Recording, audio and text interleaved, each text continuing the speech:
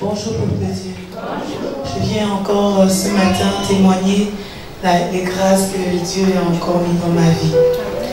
Et je viens dire merci à Dieu pour la santé. Cela fait peut-être déjà depuis mes 12 ans ou 13 ans qu'à chaque fois que ma période de règle arrive, j'ai des douleurs. Et des fortes douleurs qui faisaient en sorte que je peux rester allongée. J'ai l'impression qu'en fait, en tout cas c'est compliqué. Et j'avais souvent des vomissements, des très fortes douleurs qui m'empêchaient de dormir. Quand ça arrivait la nuit, je pouvais faire de 24 heures jusqu'à 4 heures du matin, je suis allongée, je pleure. Et la semaine dernière, ou si on passait, on a été entretenus ici, Ivana, Lika, moi, et les deux hommes de Dieu, prophète Ephraim et évangéliste Junior. On a eu des forts moments de prière, dans l'adoration, on a été édifiés.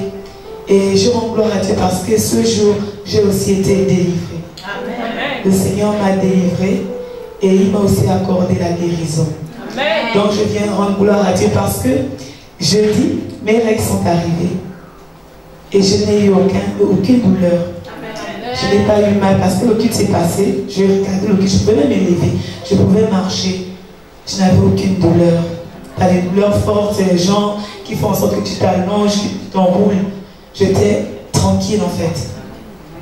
Et j'ai pu dormir en paix. Je me suis réveillée. Je rends gloire à Dieu pour cela. S'il a fait pour moi, je crois que par la foi, si tu as la foi, peu importe la maladie que tu as, il le fera aussi pour toi. Amen. Amen. Alléluia. Amen. Alléluia. Amen. Alors ce matin, je veux rendre grâce à Dieu pour ses bienfaits dans ma vie. Par rapport à ce que l'évangile Joe avait vu sur moi. Alors j'aimerais d'abord rappeler, avant qu'il n'ait pas cette révélation qu'il avait reçue, par rapport au fait que qu'il m'a vu, que j'étais morte, tout ça. Je veux rappeler que pendant toute la semaine, pendant 2 semaines, je crois, il y a une semaine que je ne suis pas venue à l'église, pendant toute une semaine, et même la semaine d'après, je ne me sentais pas vraiment bien.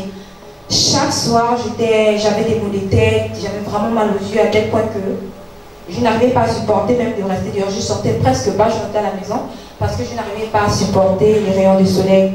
Donc j'avais mal aux nerfs, j'avais mal aux yeux, j'avais mal au corps. Et c'était le matin, en soirée. Donc je me sentais vraiment pas mal. Et puis, ce qui est bizarre dans tout ça, c'est que moi, j'étais en train de proclamer des parents en disant que assurément, je suis déjà en train de mourir. Je disais que, assurément, je vais mourir aussi. Parce que je ne me sens pas bien, je sens comme si je vais bientôt mourir. Je disais ça même à l'évangile, que je sens que je vais mourir. Et puis, j'ai eu à dire quelque chose que j'ai fait, genre mes derniers vœux en disant que, bon, si je meurs aujourd'hui, tu dis à ma mère tout ça, que je l'aime beaucoup, tu dis à ma famille tout ça. Après, il me disait que, pourquoi toi, je parle trop de la mort comme ça? Après, je disais, mais c'est ce que je ressens. Moi, je ne sais pas ce qui se passe, mais c'est ça. Et donc chaque soir, je disais que ça, je parlais que de ça, comme quelqu'un qui va vraiment mourir, je parlais que de ce genre de paroles de la mort, quoi. Que je vais mourir, je sens que je vais mourir, je ne me sens pas bien. Et même au-dedans de mon cœur, je sentais comme si mon cœur était en train de se briser, j'avais des douleurs vraiment intenses, c'était terrible, quoi. Maintenant, quand l'évangéliste est venu ici le dimanche, il a prié sur moi, il a déclaré des choses, et je me suis rappelé que il a aussi, bon, il m'a dit ce qu'il avait reçu. Et c'est vrai ce qu'il a eu à dire parce que moi, dans ma famille paternelle, là-bas, on n'y prie pas. Là-bas, nous sommes pour nous. Et là-bas, ils sont plus traditionnalistes. C'est la tradition, quoi. Donc, on ne connaît pas ça là-bas. Et lorsque même je suis partie, parce que moi, j'ai grandi avec eux, moi, je suis quittée ici, j'ai vécu avec ma mère. Je suis partie là-bas. Moi, j'étais chrétienne grâce à ma grand-mère parce qu'on partait à l'église.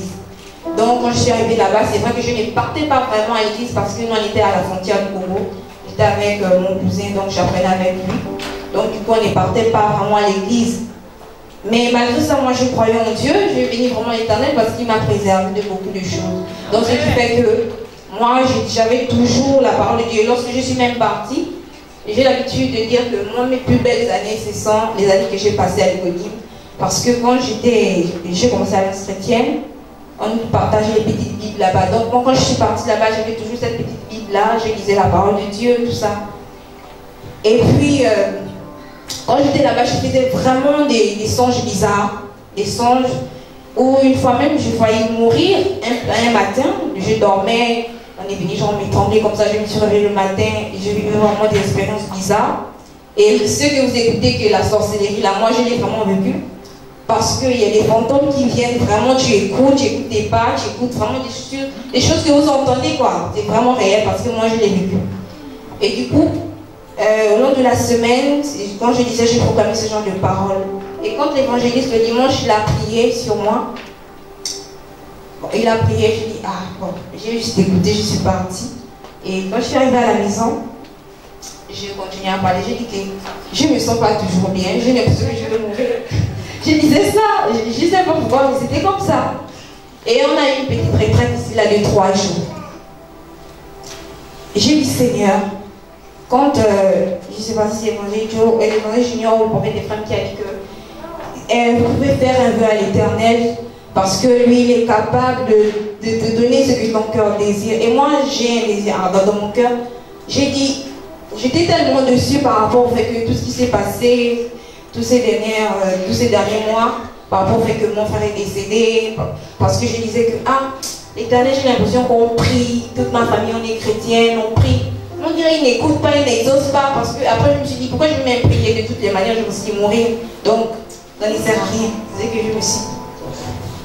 Et je suis venue ici, j'ai dit, Seigneur, si je ne me sentais pas toujours bien, quand l'évangile du junior a dit ça, j'ai dit, Seigneur, si tu accordes à mes frères, parce que moi je les aime beaucoup, j'ai dit, si tu accordes à mes frères, à ceux-là qui sont restés, de pouvoir te connaître aussi comme nous, et si tu leur donnes aussi de te servir, je te promets que moi je veux consacrer ma vie encore plus, pas seulement à ce que je suis en train de faire aujourd'hui, mais je veux vraiment me donner plus à ton œuvre encore. Et c'est la promesse que je lui ai faite. Et lorsqu'on a terminé, bizarrement je me suis sentie bien parce que je n'arrivais même pas, je n'ai pas pu prier même ce soir-là. J'ai pleuré seulement, j'ai seulement pleuré. Et j'ai ressenti une chaleur, genre comme une main, genre qu'il y a une présence qui était là. Et puis tout d'un coup, j'ai senti mon corps comme si... En fait, c'est libéré quoi. Les douleurs que je ressentais au niveau de mon corps, tout ça. Et puis, toutes ces pensées négatives que j'avais, franchement, c'est parti. Donc je bénis Dieu parce qu'il a vraiment étendu sa main sur lui. Et j'aimerais dire que Dieu, il est fidèle. Il ne nous abandonne pas. Moi, je n'étais pas fidèle parce que je me suis dit, de toutes les manières, est-ce qu'il va m'exaucer? Mais lui n'a pas vu mes propos que je fais sortir. Il m'a exaucé, il m'a guéri et je rends vraiment grâce à lui.